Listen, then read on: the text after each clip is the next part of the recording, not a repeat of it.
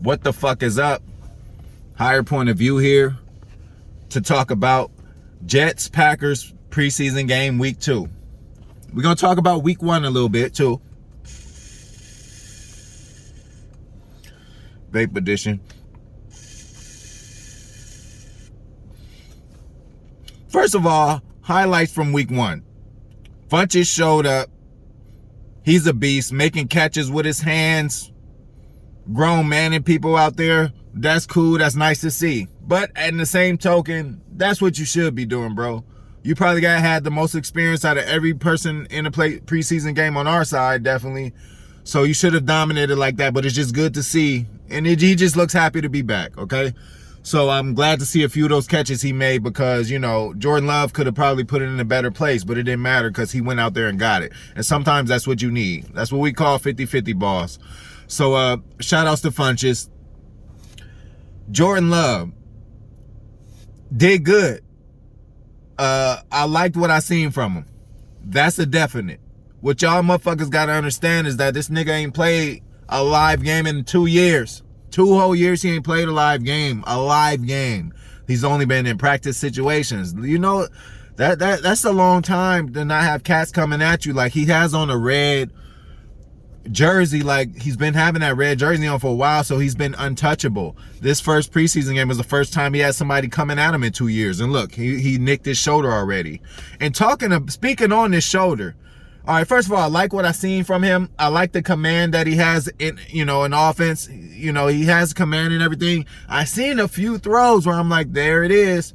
You know, all you need to see is a few throws. Not every throw, not everything he did or everything he's going to do is going to be amazing, but you just need to highlight the good ones you see and just hope that he can be more consistent and turn that into more because he's got all the tools. He did do, you know, some fuck shit where, you know, he went the wrong way on the play. You can't have a quarterback doing that. Anybody else, but you can't have a quarterback doing that. So it looked as bad as it did. But fumble snap too. Well, was it a fumble snap? No. Yeah, it was the sack strip that they got him on, and they say he hurt his shoulder. Now, about this shoulder. I know Packers, you guys are very cautious about injuries. You don't, you know, you handle shit differently. A nigga's supposed to be out 4 weeks. You end up keeping him out 6 weeks. That's how y'all do it. We understand that. But is there a game Sunday? Is there a live game Sunday? No. Like the next Sunday? No. Jordan Love needs these reps, you guys. Packers, what the fuck y'all doing? He needs reps. He didn't take reps all last year. And this year he's only gonna be taking second team's reps. You know 12 ain't giving none of that up. And if he does, it's gonna be very little. So, you know, I would not mind playing him in this game because, again, if this nigga is the heir apparent to Aaron Rodgers and Brett Favre, we need to see what he has, not only when he's healthy, but when he's not healthy. Not that we're going to throw him out there to the wolves where he got a broken rib, but again, they say that everything is clear. He's fine. They just going to keep him out. No, put him in. Let's see what he got. Let's see if he can play through injury. We've known for a long time that Brett Favre played through injury. Broken fingers, whatever the fuck, he done played through a lot of shit. Aaron Rodgers played through a lot of injuries. You got to be a tough QB when you're in Green Bay because the weather gets tough later in the year and the hits get tougher. Hits are way worse than the cold, guarantee you that. So, yeah, man, I would have really loved to see Jordan Love play this second game, but they're going to keep him out. But he needs as many reps as he can get. But I'm sure he's going to play in the final third preseason game. But again, maybe he's getting enough reps and gotten enough reps during the joint practices, we hope. But I would have really loved to see him, and he just sucked out all the energy of this game for me because it's hard enough watching the preseason. Like, you know, you miss football, you first turn it on, you see the jerseys, you see everything, you might see a starter or two, it's cool. But once it just keeps going on and on and on, the quality of football goes down. These are guys fighting for their jobs. They're not number ones or reserve number twos who get in a lot. These are guys who figuring out they're gonna make the team. It's not like they've been in these systems for years where they know it in the back of their head. They're still learning the system. They're just basically using their athletic ability and their quick thinking to like try to get through and make rosters. So you're gonna see sloppy football when it comes to the preseason. That's why it could look not fun. And it's players you don't know. You know, that's why I'm watching it for you. and I'm going to report for you and let you guys know everything what's going on. But joint practices. We've been having joint practices with the New York Jets all this week. And all the reports and shit I read and all the videos I've seen is the Packers torching the Jets. Now, what we got to understand is the Jets, they are not expected to win a lot of games this year. You know, like they're in transition. They're getting better, but they're in transition. This is year one of their legit transition. Ain't shit happening. They're not going to win a lot of games. They know it. Rookie quarterback, still developing a roster. Not too many weapons to deal with on offense. But I think Robert Saleh, and another thing, let me give y'all the coaching connections, what you guys should know about already. But Robert Saleh, the Jets head coach, is the Packers head coach, our head coach, Matt LaFleur's best friend. Best man at the wedding. Can't get any friendlier than that. Okay, so Matt LaFleur's little brother is the offensive coordinator of the Jets. So, you know, little brother can't get any closer than that. So the reason Aaron Rodgers and probably other players, Aaron Rodgers probably just speaking for everybody, don't like joint practices is because other teams come in, like, okay, just like Houston. 2 years ago, there were a few issues at our joint practices with the Houston Texans. And let me tell you why. The Houston Texans at that point, they weren't at this point where the Jets are, where they know who they are. They know they're pretty much not going to win a whole lot of games. You know, they know they're just beginning their journey. When we had Houston come in for the joint practices, they were still successful at the time. They were still making playoff runs. So that's the kind of attitude that they had. They came in there like, oh, you know, we just as good. It's not that you shouldn't think that way, but when you're getting invited to an establishment such as Green Bay, like, just show some class when you come up over.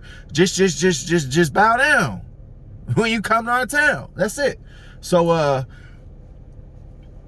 I think that's the main difference. And Bill O'Brien's a horrible coach. I don't care. I've seen him do some things as a coach that's just horrible. So he's a horrible coach. So having him come over, that whole energy and all that. I love Deshaun Watson, but all that shit coming up over here just wasn't right.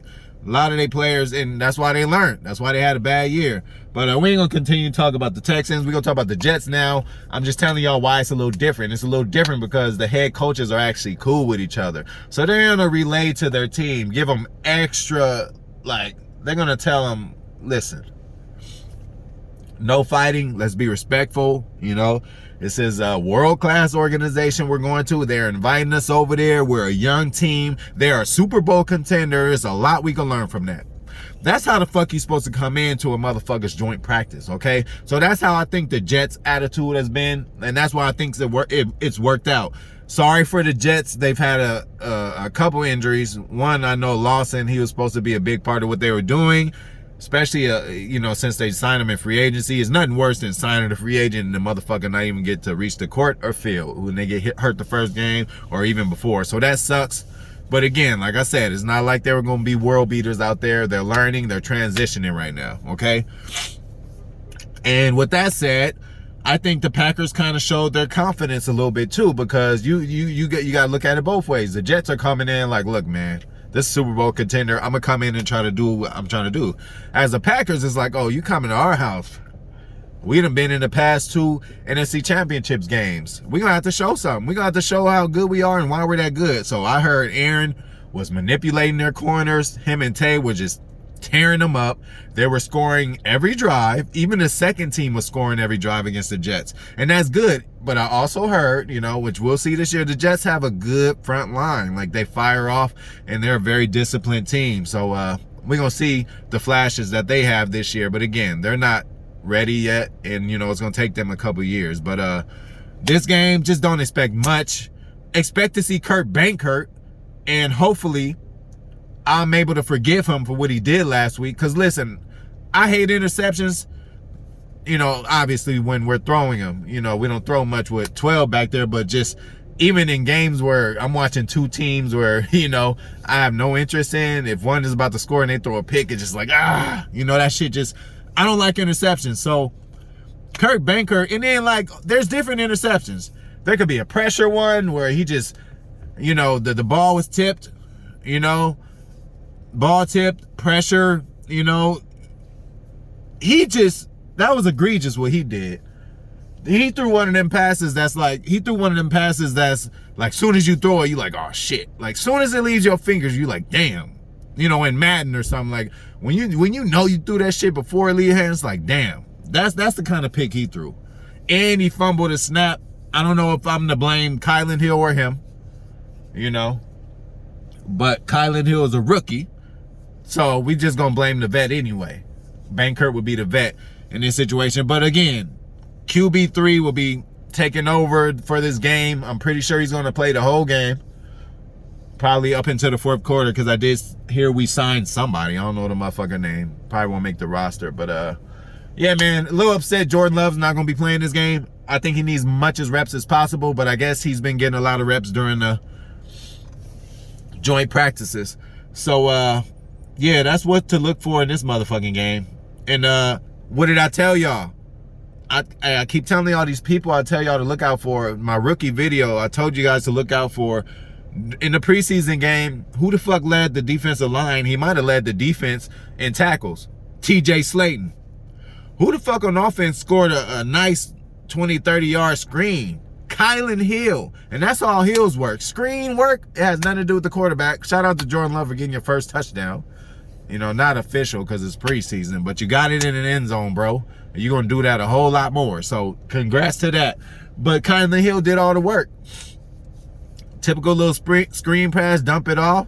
He made a few moves and just got up in there, man. That's why he's going to be the third running back. I've seen enough from this guy. Kylan Hill will be a third running back, and he will be returning kicks.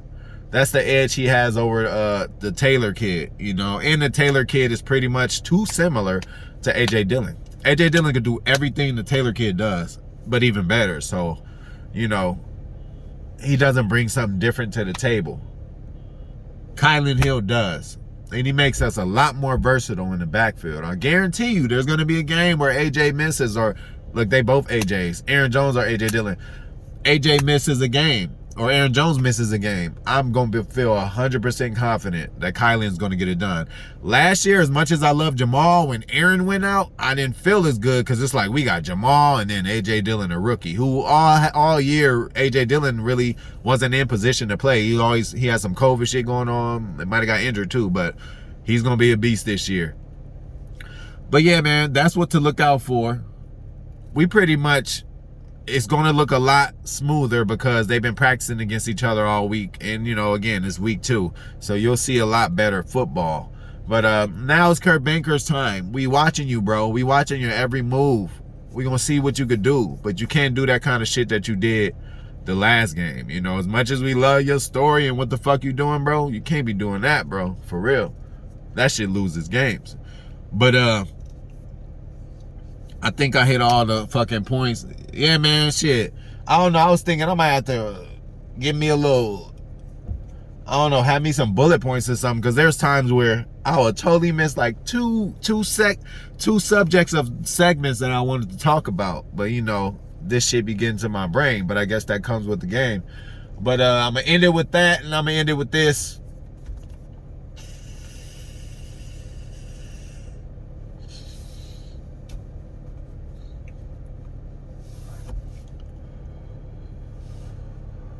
Gone.